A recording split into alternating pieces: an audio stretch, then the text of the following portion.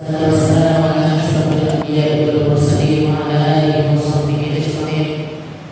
Subhanaka la ilma lana illa ma 'allamtana innaka antal alimul hakim. Rabbi shrah li sadri wa yassir li amri wa hlul 'uqdatam min lisani yafqahu qawli. Amma ba'd. Alhamdulillah ala ni'matil Islam. Alhamdulillah ala ni'matil iman wa kafa billahi ni'mah. Alhamdulillah, segala puji bagi Allah Subhanahu wa taala yang mengumpulkan kita, yang mempertemukan kita, yang mendudukkan kita, yang menjadikan kita hamba-hamba yang bergerak, yang menjadikan kita hamba-hamba yang melangkah, yang menjadikan kita hamba-hamba yang ikut berpikir. Di saat mayoritas orang sudah memilih untuk sendiri-sendiri, kita tetap berusaha untuk bersama-sama. Di saat banyaknya moral manusia sudah begitu bejatnya, begitu jauhnya, begitu tidak kenalnya dengan sang penciptanya ataupun agama yang dianutnya, alhamdulillah, alhamdulillah, kita harus banyak-banyak bersyukur kepada Allah Subhanahu wa taala.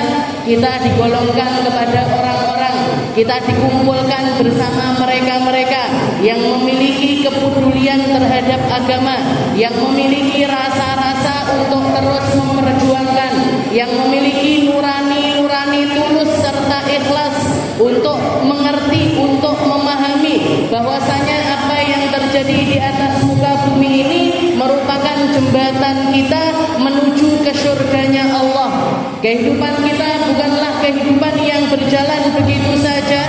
Waktu yang berlalu untuk kita bukan hanya berlalu begitu saja. Umur demi umur yang setiap tahunnya bertambah bagi kita bukan cuma angka semata, tapi semuanya merupakan amanah-amanah dari Allah. Semuanya adalah sesuatu yang akan dipertanggungjawabkan di hadapan Allah.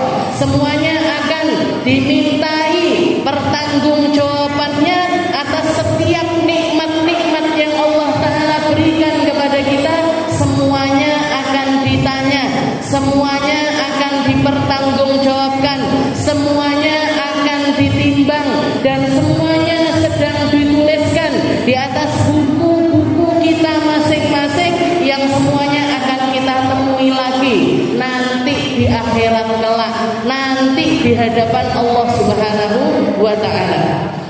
Jadi Allah Subhanahu wa ta'ala menciptakan kita, walaqad khalaqnal insan, kami menciptakan manusia fi ahsani taqwim, di dalam bentuk yang seindah-indahnya, di dalam bentuk paling sempurna. Dikasih kita akal, dikasih kita mata, dikasih kita pendengaran, dikasih kita hati nurani, dikasih kita roh serta setiap titipan organ yang ada di dalam tubuh kita. Semuanya adalah dalam bentuk yang seindah-indahnya, semuanya dalam bentuk yang paling sempurna. Laqad khalaqnal insana fi ahsani taqwim, thumma radadnahu asfala safilin illa alladziina aamanu wa 'amilus shalihat.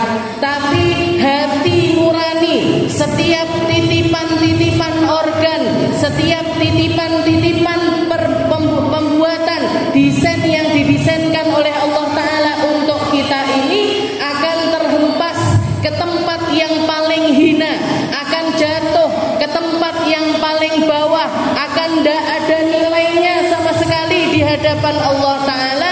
Illalladzina amanu wa 'amilus shalihat, kecuali mereka-mereka yang punya iman serta amal soleh, kecuali mereka-mereka yang beriman kepada Allah Ta'ala serta membuktikan keimanannya dengan tindakan-tindakan kebaikan. Kita nggak ada nilainya, Bu, di sisi Allah kalau nggak jadi orang baik.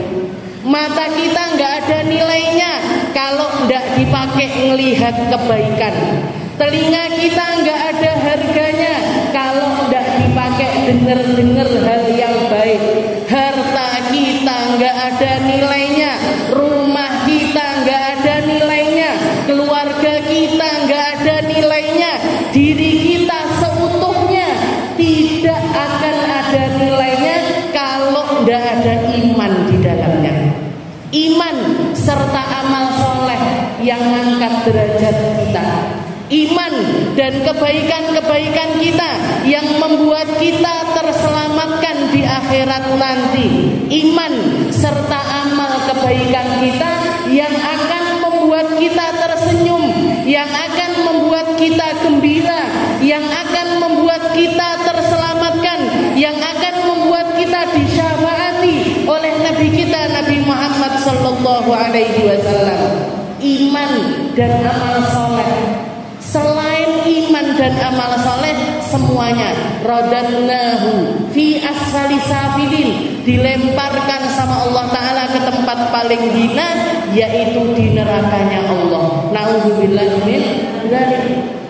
Maka apa yang kita lakukan ketika kita melihat, jangankan apa yang kita lihat adalah pembunuhan ataupun pembantaian yang terjadi di Palestina sana. Kalau misalkan kita lagi jalan, ngelihat di pinggir jalan ada kucing yang lagi sekarat, ada kucing yang lagi kehausan, ada kucing yang lagi kelaparan, atau kucing yang lagi meregang nyawanya, opo yo iso atine awake dhewe berdiam diri dengan kucing tersebut?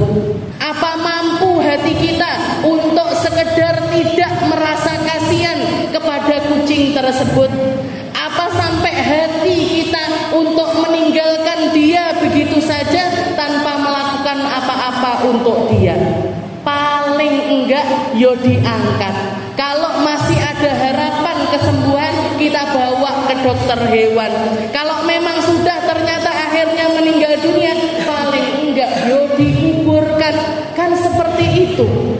Itu bukti keimanan. Ketika Nabi Muhammad SAW mengatakan, sesungguhnya iman itu ada macam-macam bentuknya. Nilai dari keimanan itu bercabang kepada cabang-cabang yang luar biasa banyak. A'laha kalimatul la ilaha illallah wa adnaha imatatul adza 'anil thariq.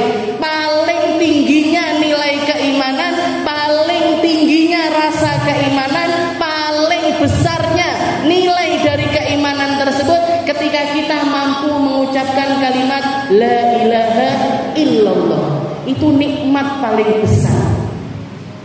Itu iman paling tinggi.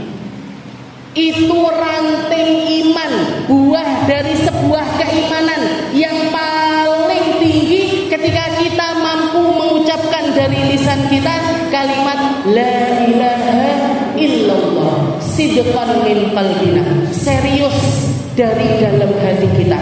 Anna la ma'budu bihaqqin illallah, bahwasanya tidak ada zat yang patut untuk disembah kecuali Allah. Mohon maaf saya tidak mau difoto, tidak mau di video ya. Jadi sesuatu yang paling tinggi adalah ketika kita mengucapkan la ilaha illallah. Kalimat la ilaha illallah itu anugerah tertinggi. Makanya di dalam wirid-wirid kita mengucapkannya alaiha nahya wa alaiha namut wa biha nub'ats insyaallah. Ya Allah, kalimat ini ya Allah yang saya minta untuk dipertahankan di lisan saya, meresap di dalam hati saya. Saya hidup dengan la ilaha illallah, mati bawa la ilaha illallah, dibangkitkan juga dengan kalimat la ilaha illallah. Di setiap kali jenengan baca zikir, setiap kali jenengan baca tahlil, setiap kali jenengan dapat undangan zikir bersama, maka kalimat itu akan selalu diselipkan. Alaiha nahya wa alaiha namut wa biha nub'ats insyaallah.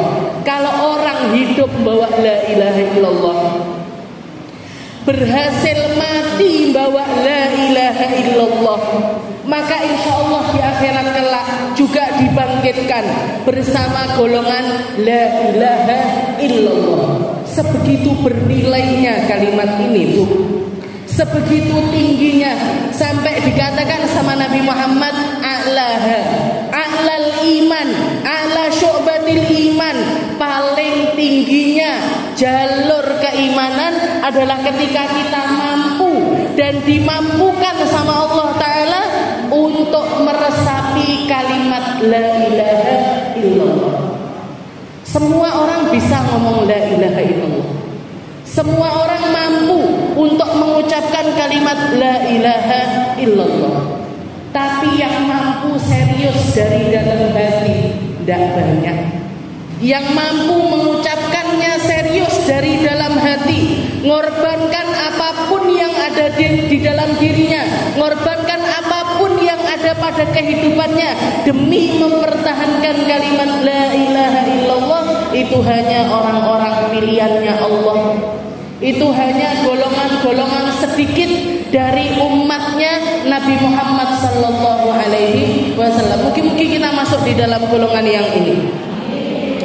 Jadi yang diikatkan di sini katanya Nabi sidqon min qalbih, serius dari dalam hati. Berarti nopo Bu?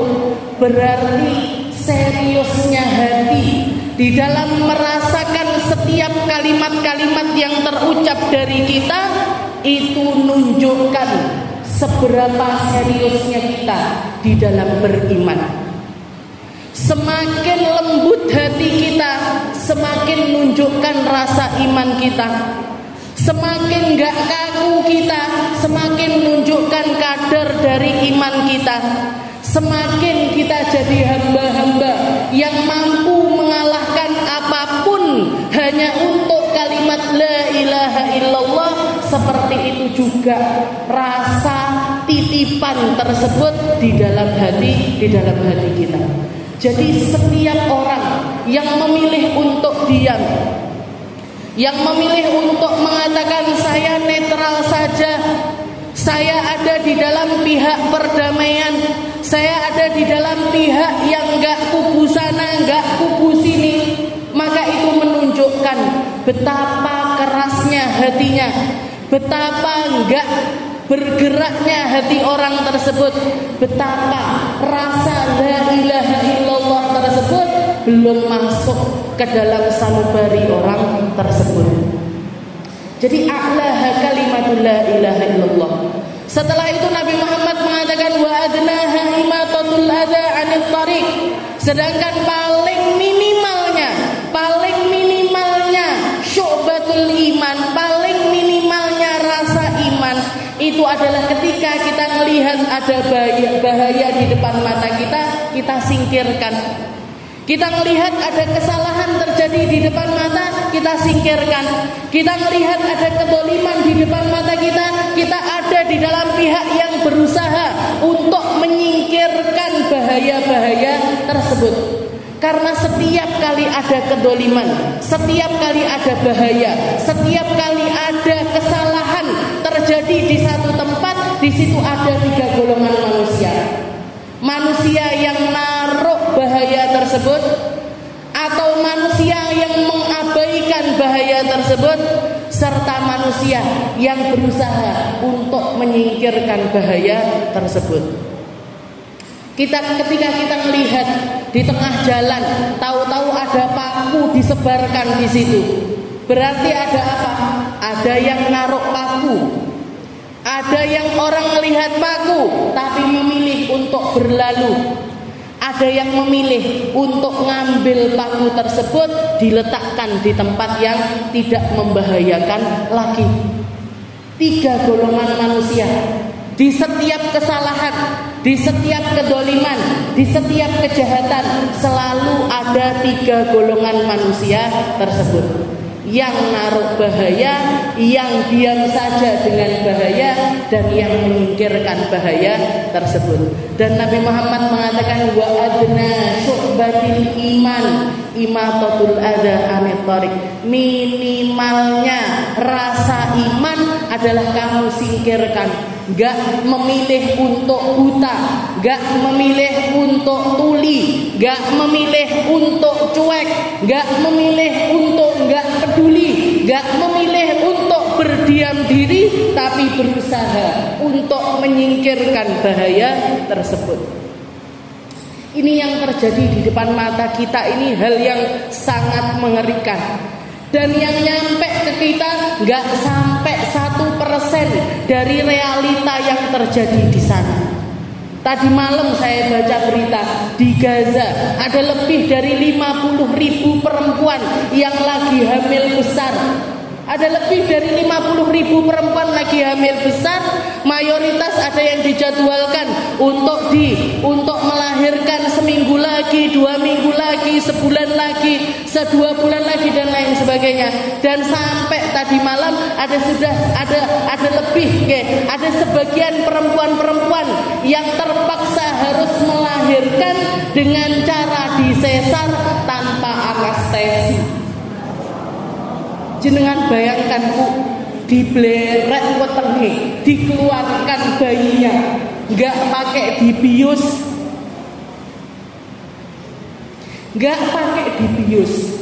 nggak pakai dimatikan rasanya. Niku rasane kaya opo? Anak-anak kecil patah tulang, robek bagian badannya di mana-mana, dioperasi nggak pakai bius, nggak pakai anestesi. Ini sudah luar biasa. Perempuan, anak kecil, ambulan, rumah sakit, tempat pengungsian, sekolahan. Jadi istilahnya tempat paling gak aman di muka bumi ini adalah tempat yang di situ terjadi peperangan.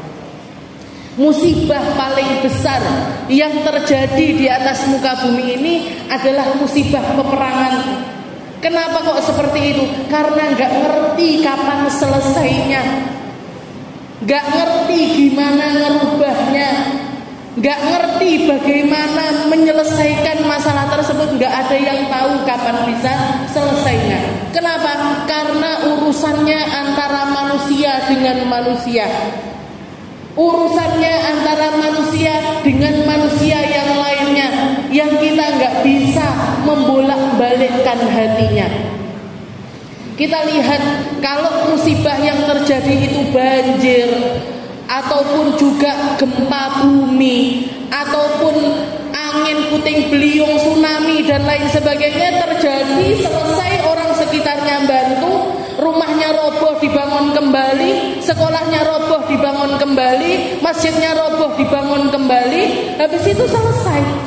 Masjidnya bisa dipakai sholat lagi, sekolahnya bisa dipakai sekolah lagi. Mungkin mereka harus menyesuaikan dengan keadaan sebulan 2 bulan, tapi sudah normal kembali. Orang sekitar bertindak, orang sekitar ngasih bantuan, orang sekitar ngasih bangunkan kembali dan bangkit lagi.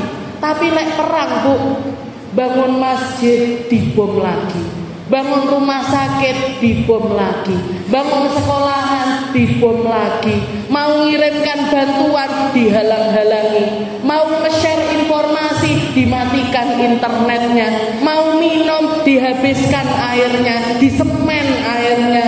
Jangan bayangkan, mau ada penerangan dimatikan listriknya. Urusannya sama manusia dan gak ngerti kapan itu akan selesai. Orang sekitar mau nolong dihalang-halangi, gak masuk akal.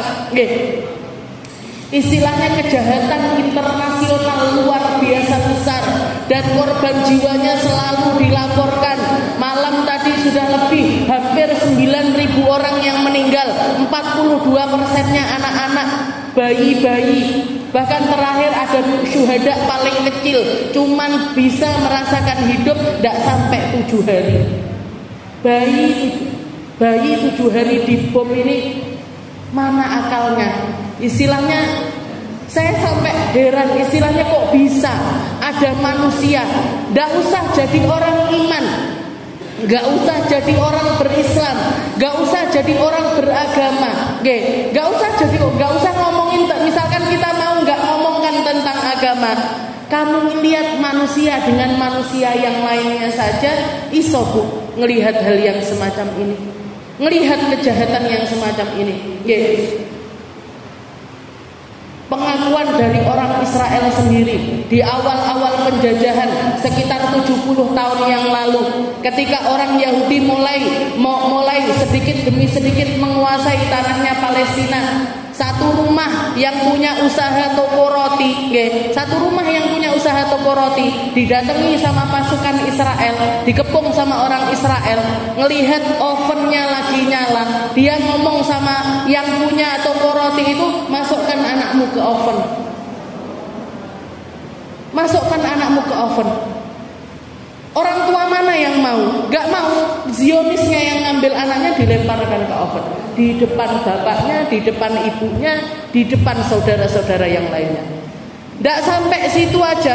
Setelah anaknya wis mati di dalam oven tersebut, bapaknya ikut dimasukkan, istrinya ikut dimasukkan, anak-anaknya ikut dimasukkan. Ini manusia macam mana? Okay. Makanya ketika kita melihat firman-firman Allah Ta'ala, khalaqnal insana fi ahsani taqwim, tsumma radadnahu, manusia bisa menjadi manusia paling terhina, lebih hina dibandingkan hewan, lebih hina dibandingkan makhluk apapun, lebih hina dibandingkan hal apapun, ketika di dalam hatinya gak ada iman ataupun kesalehan sedikit aja. Gak usah ngomong iman, kita jadi orang baik aja. Kita jadi orang yang punya nurani saja.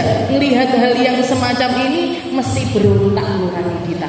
Ini salah, ini gak benar, ini harus dihentikan, ini gak boleh terjadi lagi.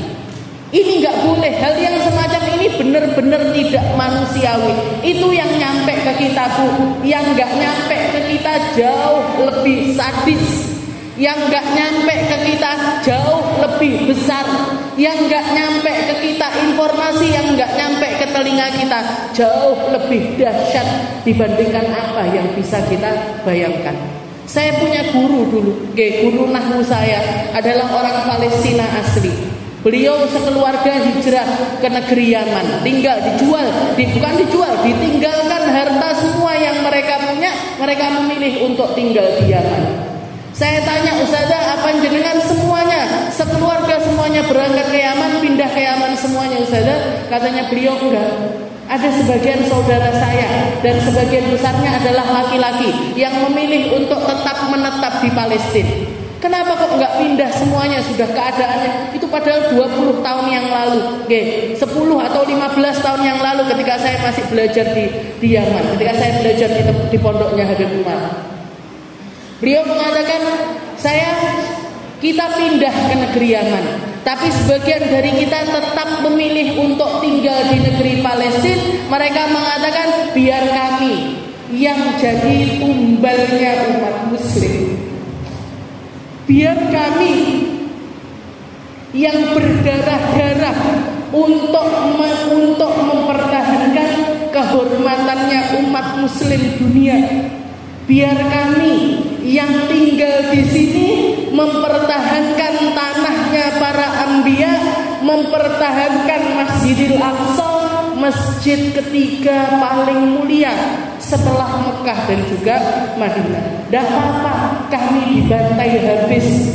Perempuan-perempuan kami, mereka semuanya akan ikut andil di dalam perjuangan ini. Anak-anak kami, bayi-bayi kami, semuanya juga akan kami korbankan demi tetap adanya sholat di Masjidil Aqsa. Jadi mereka bertahan untuk kita. Mereka bertahan untuk kehormatannya umat muslim. Setelah itu ditambah lagi sama mereka, kalau misalkan kita nggak bertahan, kalau misalkan kami memberikan, misalkan kami memilih untuk menyerahkan Masjidil Aqsa, maka di situ besar kemungkinan mereka akan melanjutkan untuk membumi hanguskan Madinah serta Mekah. Ini jalan utamanya. Jalan pertamanya adalah Masjidil Aqsa. Kalau Masjidil Aqsa diserahkan, gak menutup kemungkinan mereka juga akan menyerang Madinah dan juga Mekah. Bisa kita Bu, rela kita Bu, mau kita Bu. Mereka yang berjuang. Setelah itu mereka menambahkan, sampaikan kepada semua umat muslim yang ada dimanapun mereka berada, salam dari kami, tolong jaga agama Islam. Kami memperjuangkannya berhadapan-hadapan langsung dengan orang-orang Yahudi, dengan orang-orang komunis, dengan orang-orang Zionis. Kami yang ada di garda terdepan, jangan kalian koreng agama ini dengan kelakuan-kelakuan bejat kalian. Seperti itu yang mereka katakan Bu. Jadi ini adalah hal bukan tentang siapa dengan siapa, negara mana dengan negara mana. Makanya ketika saya dengar ada satu ustadz mengatakan pindah aja, ini Masjidil Aqsa ini nggak kayak masjid-masjid kita yang ada di Indonesia. Kalau misalkan masjid kita yang ada di Indonesia, kita punya misalkan di kampung kita ada orang bangun masjid atau ada orang bangun musola. Setelah itu ternyata ada orang mengaku ini tanah saya, ini punya saya, ini buktinya sertifikatnya. Oke, maka kita tinggal berdamai. Oh ya sudah, saya tak beli tanah di tempat yang lain, kita bangun masjid di tempat yang lainnya. Bisa kita seperti itu bisa. Tapi kalau Mekah, Madinah, Masjidil Aqsa bisa seperti itu. Mekah wes dikuasai sama orang Yahudi, kita beli tanah aja di tempat lain, kita bangun persis kayak Masjidil Haram di Jeddah atau di Taif atau di tempat mana di sekitarannya Mekah, kita bangun persis kayak di Masjidil Haram. Bisa kita rela untuk memindahkan Ka'bah beserta Masjidil Haramnya ke tempat yang lainnya? Gak bisa. Madinah bisa kita pindahkan di tempat yang lainnya? Gak bisa. Masjidil Aqsa pun juga demikian. Bukan tempat yang bisa dibeli, bukan tempat yang bisa dipindahkan, bukan tempat yang bisa kita tambel di tempat yang lainnya. Tapi Masjidil Aqsa sampai kapanpun akan tetap jadi Masjidil Aqsa. Tempat yang dipakai oleh Nabi Muhammad sholat beserta bersama dengan semua nabi-nabinya Allah Ta'ala, melaksanakan sholat berjamaah bersama-sama di Masjidil Aqsa. Bisa kita pindah di tempat yang lainnya? Enggak bisa. Kondisinya enggak sama. Makanya ketika ada ustadz-ustadz yang mengatakan pindah saja, apa dia tidak pernah belajar? Ketika Rasulullah SAW di waktu Fathu Makkah mengatakan di depan Ka'bah, la hijrata ba'dal yaum, gak ada hijrah lagi setelah hari ini. Setelah terjadinya Fathu Makkah, gak ada kata-kata hijrah. Yang ada di Mekah, silahkan berislam di negeri Mekah. Yang ada di Madinah, silahkan berislam di negeri Madinah. Yang di Yaman, silahkan berislam di negeri Yaman. Di Indonesia, silahkan berislam di negeri Indonesia. Di Amerika, silahkan berislam di negeri Amerika. Gak perlu kita hijrah ke tempat-tempat yang lainnya, tapi cukup tunjukkan Islam di negerimu masing-masing. Cukup menjadi orang-orang yang mempertahankan keislaman dan mendakwahkan keislaman di bumi manapun yang sedang kamu pijak, di bumi manapun yang ditakdirkan bagi Allah Ta'ala untuk kita tinggal di tempat tersebut. Tidak perlu pindah. Jadi orang Palestina gak perlu pindah ke negeri yang lain. Mereka memilih untuk tinggal di tempat tersebut, mempertahankan izul Islam wal muslimin, kemuliaannya orang Islam serta kemuliaannya kaum muslim. Kalau ini direnggut, hilang kemuliaannya, hilang kehormatannya. Ini sama aja kayak kita menyerahkan kehormatan kita kepada orang-orang kafir. Tidak apa-apa, silahkan jajah kami, silahkan ambil buminya Allah, silahkan ambil masjidnya Allah, jadikan apapun yang ingin kamu jadikan. Yang diinginkan orang-orang kafir kan seperti itu. Yang diinginkan oleh kaum Zionis ini, Masjidil Aqsa ingin mereka jadikan sebagai kanisa, ingin mereka jadikan sebagai tempat peribadatannya orang Yahudi. Orang Muslim dilarang masuk ke situ. Tidak boleh ada sholat di dalamnya, tidak boleh ada azan di dalamnya, tidak boleh ada kajian Al-Quran di dalamnya. Ini yang mereka inginkan. Dirampas yang dulunya masjidnya umat Muslim, dijadikan tempat ibadahnya orang-orang Yahudi. Mugi-mugi Allah Subhanahu wa Ta'ala merahmati kita. Mugi-mugi Allah Ta'ala menghidupkan hati kita. Mugi-mugi Allah Ta'ala melembutkan hati kita. Mugi-mugi Allah Ta'ala mengampuni keteledoran kita. Mugi-mugi Allah Ta'ala mengampuni kenyamanan kita tanpa memikirkan kenyamanan saudara kita yang lainnya. Mugi-mugi Allah Ta'ala ngasih ampunan sebesar-besarnya kepada kita karena kita nggak mampu memperjuangkan, nggak mampu bersuara, nggak mampu menolong, nggak mampu memeluk, nggak mampu ngusap air mata mereka. Yang mampu kita lakukan hanya berdoa, yang mampu kita lakukan hanya berdonasi sekedarnya, yang mampu kita lakukan hanya merasakan sedikit dari apa yang mereka rasakan, ikut bersedih dengan mereka, ikut terenyuh dengan mereka, ikut memperjuangkan sesuai dengan kapasitas kita dan sesuai dengan kemampuan kita. Mugi-mugi Allah Ta'ala memperbanyak orang-orang yang bisa merasakan, memperbanyak orang-orang yang mau bersuara, memperbanyak orang-orang yang mau mempertahankan, memperbanyak orang-orang yang mau ikut andil di dalam perjuangannya orang-orang yang ada di Palestina.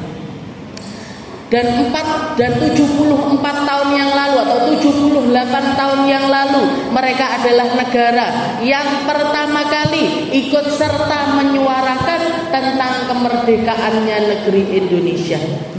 Jadi negeri kita ini 78 tahun yang lalu, ketika Indonesia mengikrarkan tentang kemerdekaannya, Palestina masih aman. Palestina masih belum dijajah. Palestina masih belum terjadi seperti yang terjadi sekarang ini. Mereka yang pertama kali menyebarkan di antara orang-orang Arab, negeri-negeri Arab yang lainnya tentang kemerdekaannya Indonesia. Dan kalau kita lihat pemuka-pemuka, pahlawan-pahlawan negeri kita ini orang-orang yang cerdas, orang-orang yang ngerti, orang-orang yang paham, orang-orang yang berislam dan juga bernegara. Orang-orang Islam yang juga bernegara.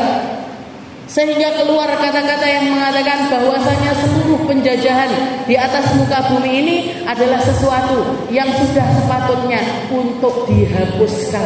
Tidak pas atau karena tidak sesuai dengan pri kemanusiaan dan pri keadilan, nggak sesuai sama sekali. Jadi manusia membunuh manusia yang lainnya itu sesuatu yang amat sangat keluar dari koridor memanusiakan manusia. Memanusiakan manusia saja kita bisa lihat bagaimana kita harusnya itu bertindak, bagaimana seharusnya kita bertindak. Dan di akhir saya ingin mengutip perkataan kalamullah. Allah Subhanahu wa taala mengatakan di dalam Al-Qur'an, "Wala nabluwannakum bisyai'im minal khawfi wal ju'i wa naqsim minal amwali wal anfusi wath thamarat wa basyyiris sabirin alladzina idza asabatuhum musibah qalu inna lillahi wa inna ilaihi raji'un." Semua dari kita, semua manusia, semua umat muslim, semua orang-orang yang ada di atas muka bumi ini semuanya memiliki balaknya masing-masing, memiliki perjuangannya masing-masing, memiliki tindakannya masing-masing. Wala nabluwannakum bisyai'in minal khawf wal ju'. Ada yang diuji sama Allah Ta'ala dengan kelaparan, diuji ketakutan, diuji dengan tidak adanya rasa aman, diuji dengan kurangnya harta dan lain sebagainya. Semua orang memiliki ujiannya masing-masing. Bahkan kekayaan rasa amannya kita ini juga adalah sebuah ujian dari Allah Subhanahu wa Ta'ala. Apa yang terjadi di Palestina, apa yang terjadi di buminya para nabi, apa yang terjadi di negeri tersebut menjadi tolok ukur bagaimana kita ini sebagai manusia lulus ujian atau tidak lulus ujian. Lulus ujian keimanan atau tidak lulus ujian keimanan. Wala nabluwannakum. Ini semuanya ujian bagi kita. Orang-orang yang ada di Palestina sana, mereka ujian keimanannya kelihatan, nampak di depan mata. Ini musuhku tank ini musuhku Israel ini musuhku Yahudi ini musuhku orang kafir ini. Semuanya kelihatan. Tapi kita, musuh kita nggak kelihatan. Musuh kita nggak kelihatan. Peperangan kita adalah peperangan ideologi. Peperangan kita adalah perang ide, perang pikiran, perang argumen, perang kewarasan di dalam berpikir. Kewarasan di dalam berpikir. Ini perangnya kita saat ini, nggak kelihatan sama sekali. Dan ini menunjukkan kita lulus atau tidak. Jadi Palestina ini salah satu tolak ukurnya, kamu ikut mikir apa enggak, rasa hatimu ikut condong atau tidak, ada keprihatinan enggak di dalam hatimu, ada nurani enggak yang masih bertahan di dalam dirimu ketika melihat hal-hal yang semacam ini. Setelah itu ditutup sama Allah Ta'ala, wa basyiris sabirin, yang paling menang selalu adalah mereka-mereka yang sabar. Yang selalu menang adalah mereka-mereka yang dikasih sama Allah Ta'ala kesabaran. Kita sedang berjuang, Bu. Sabar untuk bermajlis, sabar untuk beribadah, sabar untuk berzikir, sabar untuk tidak bermaksiat, sabar untuk selalu berada di dalam golongan yang benar. Ini kesabaran kita. Dan Allah Ta'ala mengatakan wa basyiris sabirin, kasih kabar gembira kepada semua orang yang memilih untuk bersabar. Alladzina idza asabatuhum musibah qalu inna lillahi wa inna ilaihi raji'un, yaitu mereka-mereka yang setiap kali tertimpa musibah mereka memilih untuk mengucapkan inna lillah, kami punyanya Allah, saya punyanya Allah, semua yang saya miliki punyanya Allah, semua yang sekarang ini ada di dalam kehidupan saya punyanya Allah, wa inna ilaihi raji'un, dan semuanya sedang menunggu untuk menuju berpulang. Semuanya sedang menuju kepada ajalnya masing-masing. Semua sedang menuju kepada perpisahan yang tidak akan terelakkan. Kita akan berpisah dengan suami kita, kita akan berpisah dengan orang tua kita, kita akan berpisah dengan anak-anak kita, kita akan berpisah dengan harta rumah kita, kita bahkan akan berpisah dengan teman-teman kita. Semuanya tinggal nunggu waktunya. Inna lillahi wa inna ilaihi raji'un. Yang paling yang dinamakan orang sabar adalah paham bahwa kehidupan ini ada akhirnya.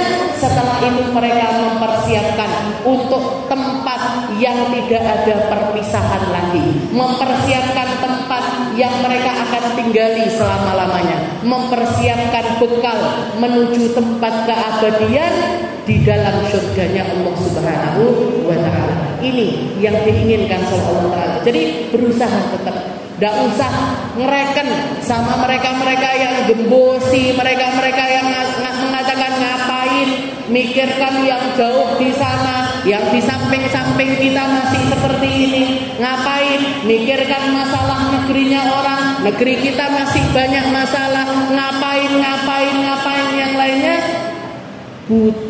Tutup telinga kita dari omongan orang-orang yang semacam ini. Berjuang semampu kita, ucapkan semampu kita, share semampu kita, lakukan apa yang bisa kita lakukan. Mugi-mugi menjadi bentuk pembuktian di hadapan Allah Subhanahu wa Ta'ala bahwasanya kita tidak diam, bahwasanya kita tidak hendak peduli, bahwasanya kita tahu persis di mana tempat kita dan bersama golongan siapa kita berada. Mugi-mugi sama Allah Ta'ala dikuatkan, mugi-mugi sama Allah Ta'ala disabarkan, mugi-mugi sama Allah Ta'ala dirahmatkan selalu, mugi-mugi sama Allah Ta'ala dikasih hadiah-hadiah terindah untuk kehidupan kita, tambah berkah hidup kita, tambah berkah umur kita, tambah berkah harta kita, tambah berkah keluarga kita, tambah berkah semua hal yang Allah Ta'ala anugerahkan kepada kita. Dan semoga kita, anak cucu kita, orang tua kita, suami kita, orang-orang yang kita sayangi, semuanya digolongkan sebagai hamba-hamba yang ngerti tentang perjuangannya agama